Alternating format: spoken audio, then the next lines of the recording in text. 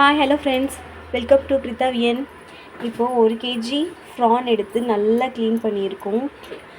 அதுக்கு தேவையான பூண்டு, பச்சை மிளகாய், கருவேப்பிலை, தக்காளி, வெங்காயம் பொடியாக நறுக்கிட்டோம். வாங்க ப்ரிப்பேர் பண்ணிடலாம். இப்போது இந்த பாத்திரத்தில் தான் சமைக்க போகிறோம். வாங்க. இப்போது நம்ம இந்த ப்ரான் கிரேவி பண்ணுறதுக்கு நல்லெண்ணெய் தான் யூஸ் பண்ண போகிறோம். கொஞ்சம் நிறையவே ஊற்றிக்கலாம் நல்லெண்ணெய். இப்போது இந்தளவுக்கு தேவையான அளவுக்கு நல்லெண்ணெய் ஊற்றிக்கிட்டோம். இப்போது இதிலேருந்து கொஞ்சமாக சோம்பும் கடுகும் எடுத்து போட்டுக்கலாம். இப்போ எண்ணெய் நல்லா காஞ்சிருச்சு. கொஞ்சமாக வாசனைக்காக போட்டுக்கலாம். இப்போது நல்லா இது மாதிரி நறுக்கின பூண்டு, பச்சை மிளகா, கருவேப்பிலை நல்லா எண்ணெயில் பொரியணும். அப்போ தான் நல்லா டேஸ்ட்டு கிடைக்கும் நம்மளுக்கு.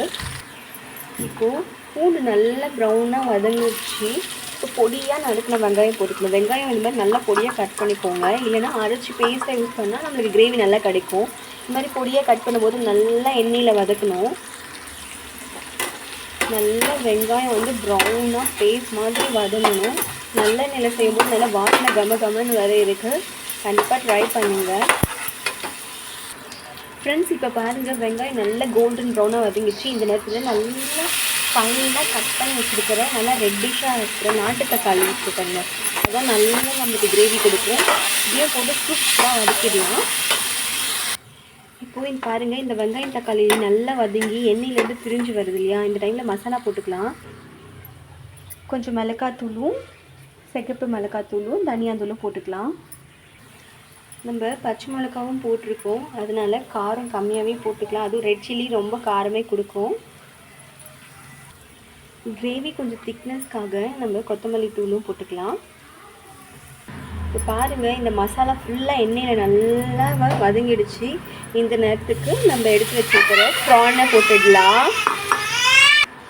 இப்போது இது நல்லா மசாலாவோட இப்போ பாருங்கள், இந்த ப்ரான் இதில் கொதிச்சிட்டு இருக்கும் போதே கல்லுப்பு கொஞ்சம் போட்டுக்கலாம். இது இந்துப்பு. நான் ஆல்ரெடி வெங்காயம் தக்காளி வதங்கிறதுக்காக கொஞ்சம் போட்டுட்டேன். இப்போ இந்த ப்ரானுக்கு கொஞ்சம் டேஸ்ட்டுக்காக அப்படியே சேர்த்துக்கிட்டேன். இப்போது இந்த ப்ரான் நல்லா குக் ஆகிட்டுருக்கும். அதில் மசாலாலாம் அப்சர்வ் ஆகிறதுக்கும் கொஞ்சம் சிம் பண்ணிவிட்டு க்ளோஸ் பண்ணி வச்சிடலாம் ஒரு 5 மினிட்ஸ்க்கு. ஃப்ரெண்ட்ஸ், இப்போ சூப்பராக எறா தொக்கு பண்ணியாச்சு. நல்ல எண்ணெயிலே நான் மசாலா எல்லாத்தையும் வதக்கி அதில் ப்ரானையும் போட்டு நல்லா சிம்மில் வதக்கியிருக்கேன். ஸோ இப்போது நம்ம இது ரசம், சாம்பார் இது மாதிரி கீழே தொட்டுக்கிட்டால் செம்ம டேஸ்ட்டாக இருக்கும்.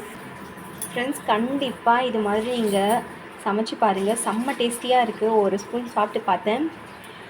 வீட்டில் இருக்கிற குழந்தைங்களுக்கும் இது மாதிரி பண்ணி கொடுங்க ரசத்துக்கு. தேங்க்ஸ் ஃபார் வாட்சிங்.